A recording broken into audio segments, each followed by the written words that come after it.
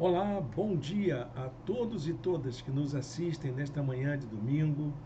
Desejo a vocês um dia de paz, um dia de alegria, na presença do Senhor, na certeza de que Ele está conosco, de que Ele nos acompanha, que Ele fala ao coração da gente, que Ele guia os nossos passos. Eu sou o pastor Irênio Silveira Chaves, da Igreja Batista da Orla Oceânica, e este é o programa de estudo bíblico à distância da nossa igreja. Você é bem-vindo, você é bem-vinda para estudar a Bíblia conosco. Nós estamos estudando o livro de Êxodo. Já temos algumas lições já preparadas. Elas estão aí numa playlist em nosso canal do YouTube. Você pode acessar, assistir às aulas anteriores, se as perdeu, rever conteúdos, enfim, ficar à vontade para poder conhecer um pouco mais desse conteúdo que estamos trabalhando com vocês. Também temos um material de estudo que está disponibilizado na internet, em nosso blog. É uma apostila com todas as lições que nós já ministramos até aqui. Ela está sendo construída a cada lição. Então, você pode acessar lá, baixar o PDF, colocar em seu notebook, em seu computador, em seu celular, acompanhar a aula por ele e guardar para você, para a posteridade, para estudos posteriores, para compartilhar com seus amigos e com outras pessoas. É um material gratuito, está em nosso blog. Você acessa o endereço do nosso blog aqui embaixo, na descrição do vídeo. É só ir lá na página de estudos e você já encontra esse material disponível. Aproveitei também para você que está acompanhando ao vivo, aqui no chat bem ao lado, você encontra o link para entrar na página dos estudos e já baixar a sua apostila. Bem, gente, vamos passar então a nossa apresentação de hoje com a nossa lição. Estamos estudando o livro de Êxodo, o segundo livro da Bíblia, o segundo livro do Pentateuco, e estamos dando a esta série de lições o título de Caminhos de Libertação. Esse material ele está disponibilizado para todos e todas e você pode também acompanhar na sua Bíblia, se você tiver um exemplar em suas mãos. É ótimo que você faça isso. É ideal que você faça isso.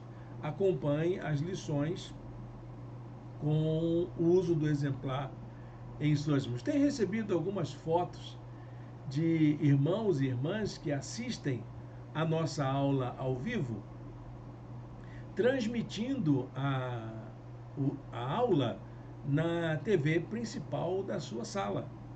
E isso é bacana, eu acho isso muito interessante quando outras pessoas também assistem juntas e podem acompanhar o estudo da palavra de Deus. Deixe seu comentário, aproveite para poder também se inscrever no canal para receber mais informações sobre a nossa igreja. Curta essa transmissão para dar maior visibilidade ao nosso programa de estudo e compartilhe esta apresentação em suas redes sociais. É só copiar o link e colocar lá no WhatsApp, no Facebook, nas suas redes sociais, de um modo geral. Eu já fiz isso e convido você a fazer também. Amém? Acho que isso é uma maneira de servir ao Senhor, de compartilhar a palavra de Deus também nestes tempos modernos, né? Em que temos à nossa disposição um canal de comunicação de grande alcance, como é a internet. Muito bem, gente. A nossa aula de hoje já é a sexta de nosso programa de estudos, de nossa série de estudos. Nós vamos falar sobre a transição, esse deslocamento do povo de Deus, esse êxodo ou esse caminho ou jornada do povo de Deus para uma condição de autonomia, para a cooperação. Acho que é aí que nós precisamos concentrar a nossa atenção. O povo estava disperso, o povo estava desorientado, e aí então ele é chamado a cooperar uns com os outros. É isso que vamos ver hoje em nossa aula. Separei um versículo aqui para motivar a nossa meditação.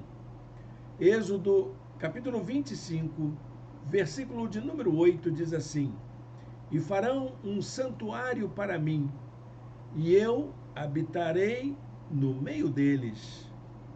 Deus está querendo habitar no meio do seu povo. É o desejo de Deus. Deus quer habitar entre nós. Mas ele precisa de espaço na vida da gente, não é mesmo? Qual é o espaço de Deus na sua vida? Qual é o espaço que Deus ocupa? Deus chama o seu povo para construir um tabernáculo, um altar, um santuário, um templo. E você? Você, meu irmão, você, minha irmã, é templo do Espírito Santo. Você é o espaço que Deus quer ocupar neste mundo.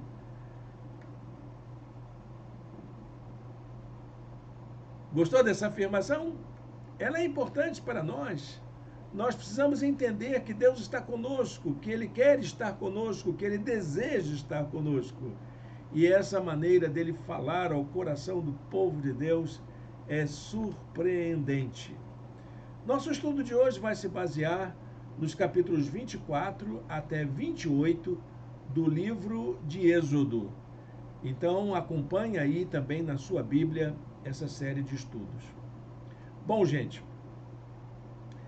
o povo acabou de receber os 10 mandamentos, a lei, tanto a lei cerimonial de como celebrar, como edificar um altar, como prestar um holocausto em honra a Deus, como fazer um culto de adoração a Deus. E também recebeu diretrizes da lei civil, de como eles podem se identificar como povo de Deus, como que eles vão agir uns com os outros, vivendo em comunhão como povo de Deus. Então, o que acontece a partir desse momento que esse povo está instruído a colocar em prática as leis da Torá? O que ele precisava fazer? Bom, ele precisava assumir um compromisso de colocar em prática esse conjunto de leis, de normas, de princípios, de práticas que estava presente na Torá. Êxodo capítulo 24, verso 3, há essa atitude cobrada do povo. Quando Moisés se dirigiu ao povo e transmitiu-lhes todas as palavras e as ordenanças do Senhor, eles responderam em uníssono: faremos tudo o que o Senhor ordenou. Esse era o compromisso, eles assumiram esse compromisso de seguir os mandamentos da lei de Deus, seguir as ordens, seguir as orientações, tudo aquilo que estava transformado em palavra, em escritura para a vida do povo. Há essa relação entre uma direção de Deus e uma disposição de seguir a direção divina. É isso que consiste a aliança. A aliança não é uma ação unilateral de Deus, em que ele promete abençoar o seu povo ilimitadamente, sem nenhuma contrapartida do povo. Deus fez essa aliança com a humanidade toda e ele espera uma contrapartida da gente. Deus fez essa aliança com a igreja e ele espera essa contrapartida da igreja. Ele tem diretrizes, ele tem princípios, ele tem mandamentos e tudo que Ele espera é que a gente diga para o Senhor: faremos tudo que o Senhor ordenou. Vamos viver conforme a sua vontade. Vamos seguir os seus caminhos. A aliança, então, ela pode ser comemorada, celebrada diante do altar que Moisés construiu, em meio a um ritual simbólico, marcado tanto pela leitura da lei, a lei foi lida na frente do povo, como também pelo sacrifício de animais que foram imolados ali para espargir o sangue como representação do pacto celebrado entre Deus e seu povo. Êxodo 24 diz assim, versículo 8: Este é o sangue da aliança que o Senhor fez com vocês de acordo com todas essas palavras. Então a aliança está firmada. Deus tem um propósito para o seu povo. E o povo? O povo tem um compromisso de viver segundo a vontade de Deus. É assim que é, meus irmãos e minhas irmãs. Você diz que é povo de Deus, que é servo do Senhor, que você é serva do Senhor, que você é filho, filha dele. Olha, meu querido, minha querida, para que você usufrua do cuidado divino, é preciso que haja essa contrapartida. Deus não falha com suas promessas, mas Ele espera que minimamente sejamos fiéis com o nosso compromisso com Ele. Vamos prestar atenção nisso. Não espere que Deus faça aquilo que Ele prometeu em sua vida, se você não faz aquilo que você prometeu para Ele. É uma contrapartida. É assim que funciona nos acordos entre as pessoas. Se você vai no mercado, pede um produto e não paga, você não pode levá-lo para casa. Se você faz amizade com alguém e promete ser amigo daquela pessoa, mas o trai pelas costas, a amizade acabou. E era isso que Deus estava dizendo para o povo hebreu: vocês serão meu povo, eu vou cuidar de vocês, mas eu quero que vocês façam a minha vontade. Quero que vocês andem de acordo com a minha vontade, com os meus ensinos, com a lei que eu estou colocando para vocês. Quebrou essa lei, meus amigos, meus queridos, amo vocês de montão, mas não dá para vocês serem meu povo. É difícil a gente aceitar essa informação, mas isso aconteceu de fato com os hebreus. Tanto que Jesus veio para o que eram os seus, mas os seus não receberam. Mas a todos quantos o receberam, deu-lhes o poder de serem filhos de Deus. Quem diz isso é o apóstolo João, lá no Evangelho. Então, meus irmãos, minhas irmãs, lembrem-se disso. O pacto do Senhor, a aliança do Senhor com Israel foi quebrada lá no passado. E foi consolidada essa quebra a partir da vinda de Jesus Cristo. Ele continua com a sua aliança? Claro que sim, porque a aliança do Senhor nunca é retirada. As promessas divinas nunca são sem arrependimento, diz o apóstolo Paulo lá em Romanos. É preciso, então, que a gente entenda o seguinte: Deus continua abençoando a todos e todas, mas as promessas divinas de sermos o povo dele, como está aqui dito, olha, gente, não funciona dessa maneira. Não é dessa maneira. Não é colocando em prática coisas que desagradam a Deus que vai fazer com que Deus continue tratando esse povo, ou até mesmo nós como igreja, como o seu povo. Moisés foi, então, depois dessa grande celebração, a subir ao Monte Sinai. Ele teria que subir ao Monte Sinai. O Monte Sinai era o ponto de referência dessa aliança de Deus com o seu povo. Era o espaço sagrado que foi escolhido por Deus para esse encontro com os hebreus. Dessa vez em que Moisés tem que voltar ao Sinai, há uma comitiva que o acompanha. Essa comitiva é formada por Arão, seu irmão, pelos 2 filhos de Arão, Nadab e Abiú, e mais 70 autoridades de Israel. Eles vão então em direção ao Monte Sinai para esse encontro com Deus. Há então um pacto feito, vocês vão fazer tudo direitinho? Sim, vamos fazer. Depois dessa declaração de compromisso do povo e de adorar ao Senhor conforme a orientação divina, Moisés subiu ao monte com sua comitiva e todas essas pessoas. Você contou quantas tinha? Contou? Então era Moisés, Arão, os 2 filhos de Arão e mais 70. 74 pessoas. Diz a Bíblia que todos eles, todos os 74, viram igualmente a Deus, contemplaram o divino, contemplaram a glória de Deus, contemplaram a presença de Deus ali e viram o Deus de Israel, sobre cujos pés havia algo semelhante a um pavimento de safira, como o céu em seu esplendor. Havia uma expressão maravilhosa ali da presença de Deus, de forma bastante visual, estética, linda talvez, uma joia rara, como uma safira, brilhando na frente deles. Que maravilha de experiência, não é?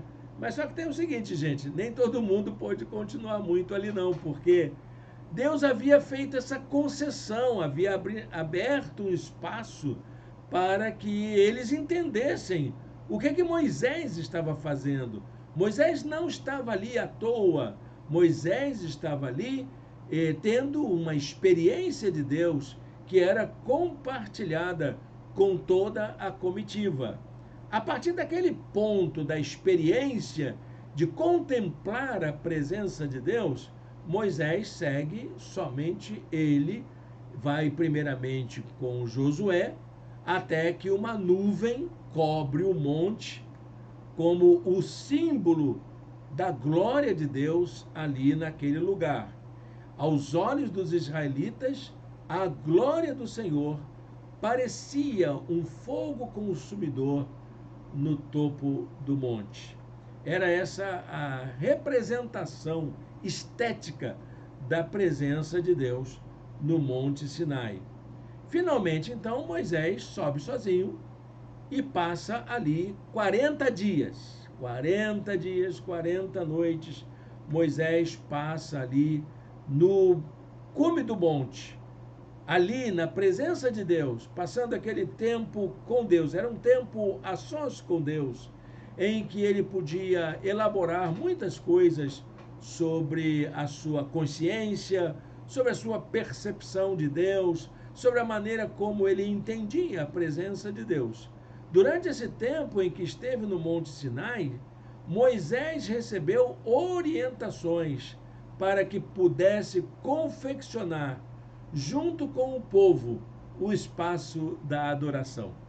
Ele então desce do monte com vários projetos, vários planos, várias orientações, várias diretrizes, informações, uma descrição detalhada de tudo o que deveria ser feito como um espaço de adoração.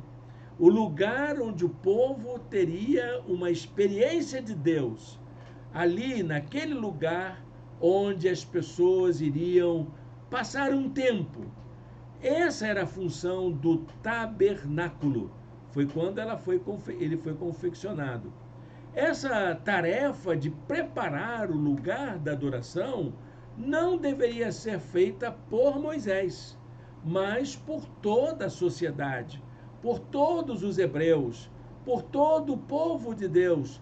Todos deveriam cooperar, todos deveriam auxiliar uns aos outros para que aqueles projetos fossem consumados, fossem levados a efeito. Essa tarefa, então, deveria ser realizada coletivamente, com a cooperação de todos, tanto em termos de ofertas, quanto em termos de serviço. Todos deveriam cooperar. Êxodo 25, 2 diz assim: diga aos israelitas que me tragam uma oferta, receba-a de todo aquele cujo coração o compelir a dar. Interessante essa orientação divina. Deus não impõe a ninguém a obrigação de contribuir. Erram pastores que fazem exigências, que cobram dízimo, que cobram ofertas. Os irmãos já sabem como é que eu sou. Eu não sou de fazer isso. Eu não gosto de cobrar dos irmãos a contribuição. Claro que de vez em quando a gente precisa falar sobre isso, como agora, porque a obra de Deus, ela depende de recursos. Ninguém é ingênuo para imaginar que uma igreja funciona na base do milagre. Não, nosso milagre é o milagre da solidariedade, da generosidade dos irmãos, da disposição de cada um em trabalhar juntos e juntas para a consumação da obra de Deus. E isso, meus irmãos, minhas irmãs, só funciona se for voluntariamente. Quando ele é muito pressionado, pode ter certeza que tem gente se beneficiando com aquilo que deveria ser recursos para a obra de Deus. Você, meu irmão, precisa contribuir. Você, minha irmã, precisa contribuir. Não se isente se você não toma parte do sustento. Isso é um problema seu, mas você precisa corrigir isso, porque Deus espera que voluntariamente, que de todo o coração, nós sejamos motivados, compelidos a contribuir com a obra de Deus. A confecção do espaço da adoração deveria também seguir normas detalhadas, conforme os modelos obtidos nesse encontro de Moisés com Deus. Não sei como eram esses modelos. Acho também que ninguém sabe como eram os modelos. O Moisés era um líder do povo egípcio antes de se tornar um líder do povo de Deus. Ele passou 40 anos estudando muitas coisas sobre a sabedoria dos judeus. E eles tinham muito domínio de matemática, de engenharia, de cálculo. Então, muito provavelmente, esses planos deveriam seguir essas técnicas que já eram dominadas pelos hebreus. E eles teriam que fazer um arranjo, criar uma tecnologia que facilitasse a montagem e a desmontagem durante a caminhada. Por isso que havia muita riqueza de detalhes. Se você olhar os capítulos seguintes, as partes que são colocadas, nós não vamos ler aqui porque não temos condições de nos preocuparmos com esses detalhes. Eles não nos interessam, nós não vamos fazer tabernáculo. Mas é interessante observar que há uma riqueza enorme de detalhes, de medidas, de materiais, de qualidade que deveriam ser observadas na confecção do espaço da adoração. Aí então vem a palavra de Deus a Moisés: façam tudo como eu lhe mostrar, conforme o modelo do tabernáculo e de cada utensílio. Era isso que precisava ser feito. Acho que Moisés passou 40 anos recebendo orientação, fazendo planos, escrevendo, colocando tudo no papel não, papiro, né? Tudo, colocando tudo direitinho ali para depois levar para o povo e o povo colocar em prática no seu trabalho. Um trabalho muito difícil, gigantesco, que devia ser levado muito a sério, com muita disciplina, para poder fazer a coisa funcionar. O lugar da adoração deveria ser um espaço sagrado, um espaço que fosse exclusivo, porque sagrado é isso. Sagrado é algo dedicado àquilo que é santo, marcado por elementos simbólicos que lembrassem a presença e o cuidado divino. Então, tudo que diz respeito ao tabernáculo e à adoração estava relacionado à presença de Deus no meio do povo e ao cuidado de Deus por seu povo, de tal modo que conduzisse aquele povo à contemplação da beleza divina e à meditação.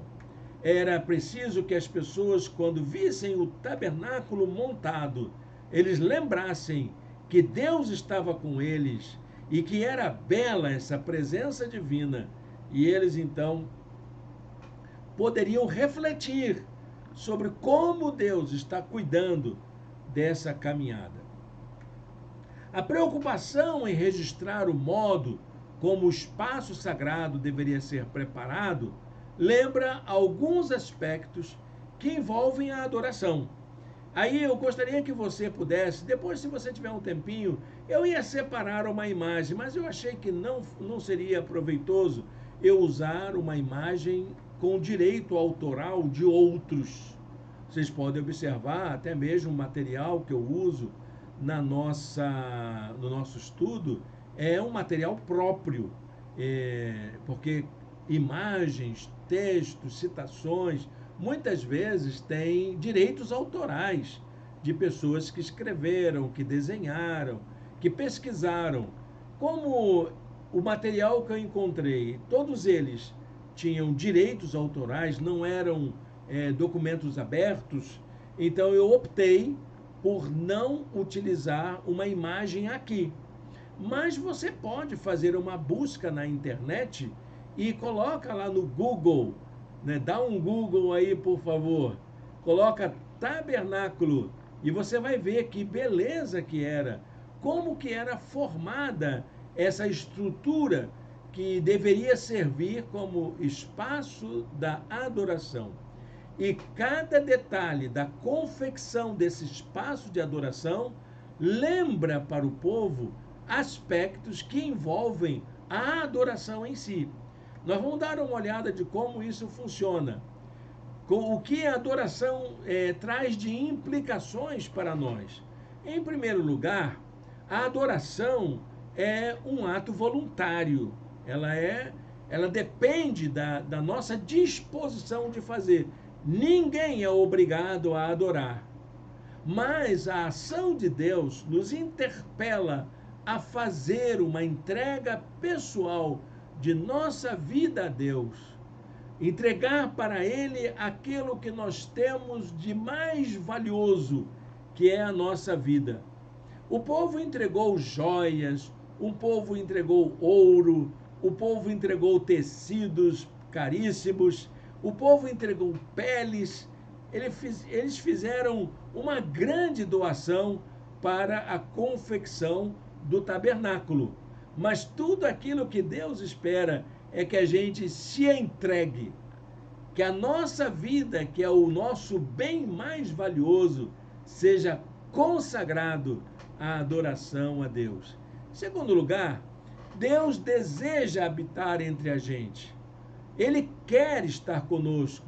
Deus quer estar na nossa vida. Deus quer estar na nossa casa. Deus quer estar no nosso negócio, no nosso empreendimento. Deus quer estar no nosso local de trabalho, junto com a gente.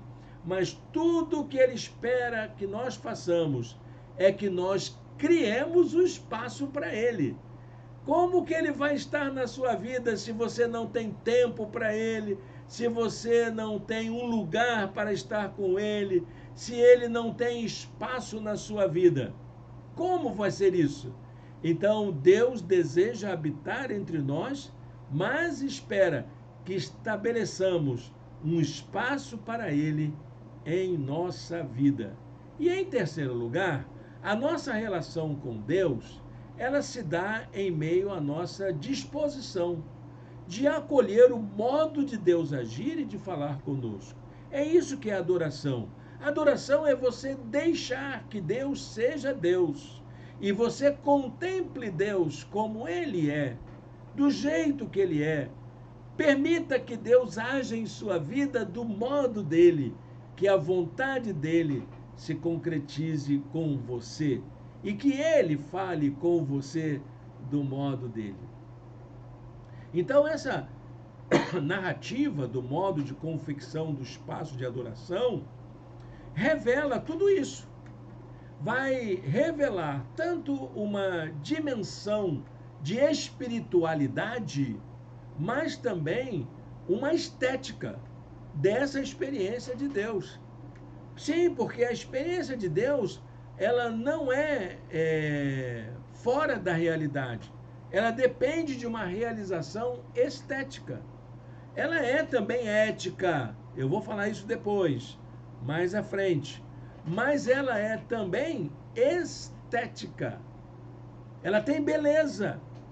Ela tem formas de expressão, ela tem corporeidade, ela tem espaços que ocupam, e é preciso que eu me preocupe com isso. Providencie esses detalhes da expressão da presença de Deus na minha vida.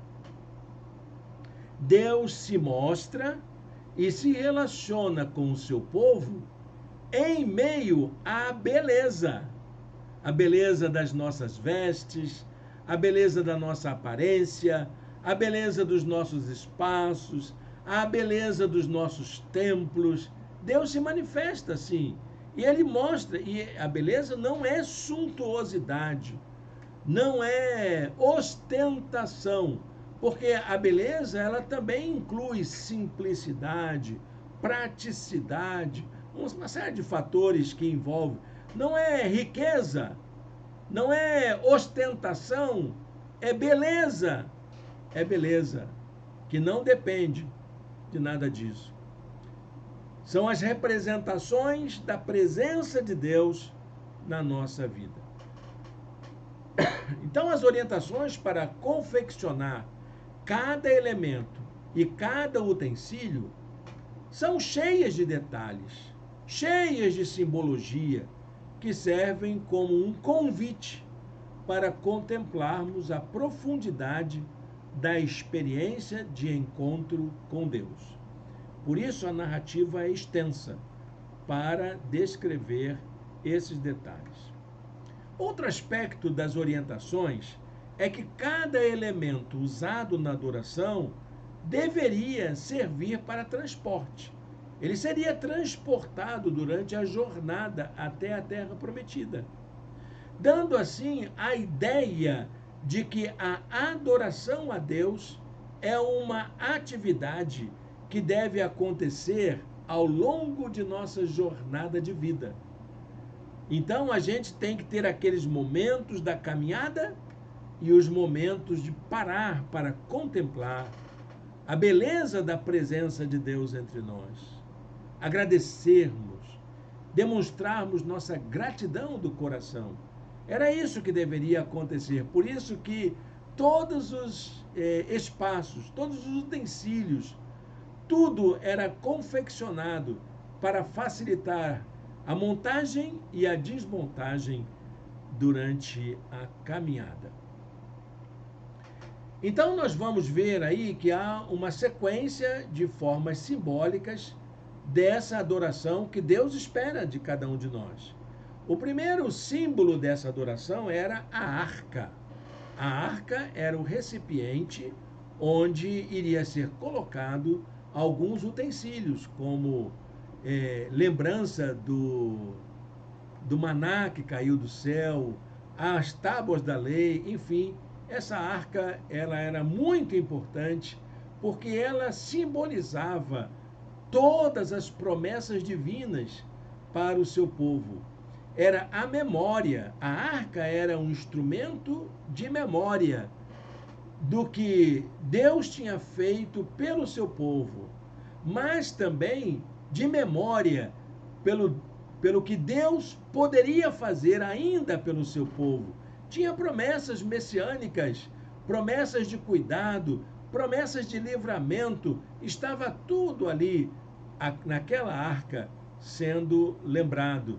E ela deveria ser elaborada de tal maneira que pudesse servir de uma lembrança para todos e todas. A narrativa sobre a confecção da arca você vai encontrar em Êxodo capítulo 25, versículos de 10 a 22. Você vai encontrar também os utensílios, a mesa, as taças, todos aqueles utensílios que faziam parte da adoração. A mesa e os utensílios para adoração lembram o serviço uns aos outros, de que aquele espaço da adoração, ele seria um espaço de cuidado uns dos outros, de trabalho, para que o sacrifício, para que as ofertas, para que tudo aquilo que o povo vinha trazer para a glória de Deus pudesse ser bem aceito como esforço dos irmãos e irmãs em trabalharem juntos. A mesa e os utensílios, então, lembram o serviço uns aos outros. Êxodo, capítulo 25, versos de 33 a 30. Havia também o candelabro, que era um utensílio importantíssimo, onde seriam colocadas as velas, os incensos, as lâmpadas de incenso para poder iluminar o espaço da adoração. O candelabro até hoje é um dos símbolos da cultura judaica e ele era importante para também aquele povo no começo da sua caminhada, para lembrar a luz da direção divina sobre a vida de todos nós. Então, o candelabro representava a luz divina que guia o povo na direção das suas promessas. Êxodo capítulo 25, versos de 31 a 40. Vamos encontrar o tabernáculo em si, que era uma cabana feita de várias camadas de tecido, de peles, pele de carneiro, pele de camelo, tecidos de linho. Então, tudo ali era colocado em camadas para formar uma grande cabana, onde estaria a divisão, seria dividido internamente. Ali, naquele lugar, entrariam os sacerdotes para prestar o culto a Deus dentro do tabernáculo, e haveria um véu dividindo dois espaços importantes, o Santíssimo, o lugar santo e o lugar santíssimo, ou Santo dos Santos. Havia fora desse tabernáculo um pátio que deveria também ser confeccionado para que o povo fiel pudesse estar ali acompanhando a celebração. Então, o tabernáculo simbolizava a presença de Deus entre o seu povo. Ele era composto pelo lugar santo, pelo lugar santíssimo, pelo pátio em torno do tabernáculo e o véu que separava o lugar santo do lugar santíssimo. O lugar santíssimo era o lugar onde o sacerdote ia apenas uma vez por ano, depois de purificado, para prestar o sacrifício pelos pecados de todos. Era um lugar onde ninguém poderia entrar, porque o véu era separado. A Bíblia fala sobre esse véu quando Jesus foi crucificado, que ele foi rasgado do alto a baixo, dizendo que a separação que havia entre o lugar santo e o lugar santíssimo havia sido aniquilada. E nós, como diz a carta de Hebreus, passamos a ter acesso a esse lugar santíssimo pessoalmente, através da fé em Jesus Cristo. A narrativa sobre a confecção do tabernáculo está em Êxodo capítulo 26, versos de 1 a 36. Nós vamos ter o altar dos holocaustos, que eram os sacrifícios prestados. Eles seriam colocados em um altar. O animal seria imolado, o seu sangue derramado e ele seria colocado como queimado como um incenso para agradar a Deus. A fumaça e tudo aquilo que acompanhava aquele ritual de imolação, de sacrifício, era a lembrança de que Deus estava acolhendo aquele pedido de perdão, aquela oferta pelos pecados que os sacerdotes ministravam. Isso simbolizava a entrega do povo a Deus, a entrega de si. É esse sacrifício que Deus espera de nós, de uma entrega pessoal de nossa vida para Ele. Êxodo capítulo 27, versículos de 1 a 8. E vamos ter também as vestes sacerdotais. Essas vestes, elas são muito importantes porque elas são cheias de detalhes, cheias de símbolos, cheias de expressões, filactérios e não sei o que mais, e guizos, para que quando o sacerdote se movimentasse, se lembrasse, né, que alguma coisa estava acontecendo, despertasse a atenção das pessoas para os movimentos do sacerdote quando ele estava no lugar santo e principalmente quando ele entrava no lugar santíssimo.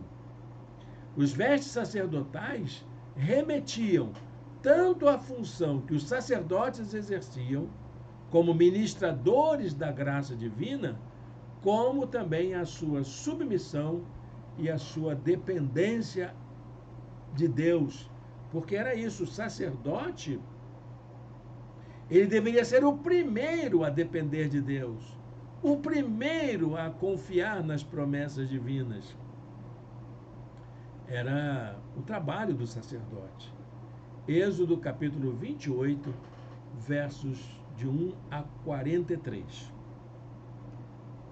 Então, toda essa simbologia do espaço de adoração, quando eles estavam caminhando pelo deserto, nos lembra o quanto Deus nos deseja guiar o seu povo, o quanto Deus está disposto a estar junto conosco na nossa trajetória. Claro, você não precisa construir uma cabaninha aí na sua casa para lembrar que Deus está com você, mas você precisa ter essa consciência com você de que Deus está disposto a acompanhar a cada um de nós na nossa jornada. E isso é que nos ajuda a poder desfrutarmos mais e mais das bênçãos divinas, do cuidado de Deus e das promessas do Senhor quando Ele se faz presente entre nós. O desejo de autonomia, essa coisa da gente querer dar conta da gente, isso não leva a lugar nenhum, meu querido. Era o que o povo queria. O povo estava pensando, eu vou voltar lá para o Egito, porque lá tinha o que eu queria. Eu era escravo, mas não era tão ruim assim. Eu podia fazer algumas coisas e se eu ficasse quietinho, eu não seria molestado. Olha, meu querido, minha querida, há muito crente pensando nisso. Vou voltar para a minha vida, vou me afastar de Deus. Eu não vou ter espaço para Deus na minha vida, coisa nenhuma. Eu vou viver do meu jeito. Eu vou fazer aquilo que a minha ideia manda, aquilo que eu penso, aquilo que eu acho que é certo. Essa ideia de autonomia, de independência, meu querido, minha querida, é uma ilusão. É uma grande ilusão. E sabe de uma coisa? Gera toda sorte de engano. Essa coisa de você achar pleno de poderes, e nós não somos isso. Claro, somos capazes de muita coisa, somos capazes de muita coisa mesmo, mas não somos plenos, não somos totalitários. E isso é que leva as pessoas a quererem dominar, a quererem explorar o outro, a quererem exercer poder de forma equivocada sobre o outro, de oprimirmos o outro. O caminho da adoração é um caminho oposto. é o caminho da cooperação, é o caminho da solidariedade, é o caminho em que a gente se dispõe de colocar toda essa energia que a gente acha que é poder da gente à disposição do bem comum. O chamado divino é para que possamos experimentar a vida em comunhão, em outra perspectiva, que é o da cooperação. É isso que o povo de Deus está sendo chamado. Olha, vocês vão trabalhar, vocês vão montar o espaço da adoração do jeito que eu vou orientar direitinho para que vocês aprendam o que é cooperar, o que é trabalhar junto, o que é caminhar junto. Você entendeu? É para isso que vocês vão fazer tudo isso com essa riqueza de detalhes. Vamos colocar em prática na nossa vida essa lição de hoje? Deus deseja que tenhamos uma experiência de encontro com Ele. Por isso, Ele nos busca. Deus está buscando você agora, meu irmão, minha irmã, você que está me ouvindo. Ele vem a nós. Ele se coloca ao nosso alcance. Ele não está longe de você, embora pareça. Mas Ele está aí ao seu lado, junto de você, pronto para ouvir o seu grito de socorro e pronto para acolher sua entrega pessoal de vida. Tudo que Deus espera de nós é que acolhamos o seu convite amoroso e estejamos em comunhão com Ele e uns com os outros, como corpo de Cristo, como povo de Deus no mundo. Amém? Guarde com você esse versículo dessa sequência que lemos aqui. Êxodo 24, 10 e 11. E viram o Deus de Israel, sobre cujos pés havia algo semelhante a um pavimento de safira, como o céu em seu esplendor. Deus, porém, não estendeu a mão para punir esses líderes do povo de Israel. Eles viram a Deus e depois comeram e beberam. É bonito isso, não é verdade?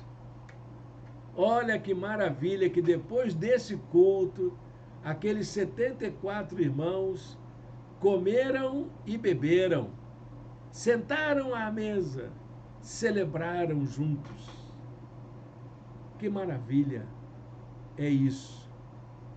A gente vai à igreja, a gente vai ao culto e contempla a beleza divina, mas sai do culto pronto para essa celebração em comunhão, para estarmos juntos e juntas em comunhão uns com os outros. Amém? Deus abençoe sua vida com esta mensagem de hoje. É uma grande mensagem sobre a confecção do espaço da adoração do tabernáculo. Ah, e não esqueça de dar uma olhadinha lá no Google sobre como é o tabernáculo. Aproveite esse momento agora, feche seus olhos, fale com Deus. Vamos orar ao Senhor? Senhor Deus, eterno Pai, muito obrigado por esse momento, estarmos aqui na Tua presença, ouvindo Sua voz, seguindo, ó Deus, Teus ensinos, aprofundando o nosso conhecimento da Tua palavra. Obrigado, Senhor, pelas lições que aprendemos aqui hoje, que possamos ser parte do Teu povo, como cooperadores da Tua obra, que o Senhor nos dê um coração solidário, generoso e cooperador, para a honra e glória do Teu nome, em nome de Jesus. Amém e amém. Amém, meus irmãos, minhas irmãs. Estamos chegando ao final da nossa aula e quero agradecer a sua companhia aqui, sua presença conosco. É um privilégio para nós da gente poder estudar a palavra de Deus juntos. Logo mais à noite teremos nossa reunião presencial normalmente, tá bom? Você é o nosso convidado para estar conosco para a celebração. Ela começa às 18h30. Se você deseja estar conosco, deixe um comentário, mande uma mensagem para a gente e a gente vai entrar em contato com você para que você possa entrar no espaço, entrar no prédio. Não é um espaço aberto, assim, de acesso livre, por isso a gente tem que autorizar o porteiro a permitir sua entrada para que você possa estar com a gente. Ok? Seja, tenha um domingo abençoado e seja uma pessoa ricamente abençoada hoje pela presença de Deus em sua vida.